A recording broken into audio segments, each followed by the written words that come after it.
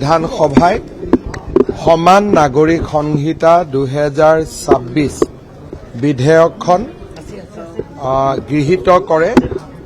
এতিয়া এই সমান নাগৰিক সংহিতাৰ বিধেয়কখন অসমৰ ৰাজ্যপাল মহোদয় আৰু তাৰ পিছত অসমৰ ৰাজ্যপাল মহোদয়ে ভাৰতৰ ৰাষ্ট্ৰপতি মহোদয়ালৈ তেখেতৰ অনুমোদনৰ বাবে প্ৰেৰণ কৰিব।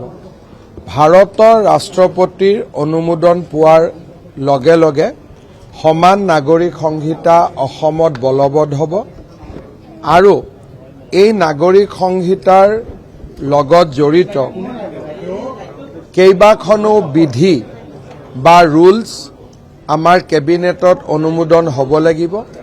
মই ভাবো প্ৰায় 6 মাহৰ এটা প্ৰক্ৰিয়া থাকিব আৰু তাৰ পিছতেই সমান নাগৰিক সংহিতা অসমত আমি ৰূপায়ণ কৰিবলৈ সক্ষম হ'ম।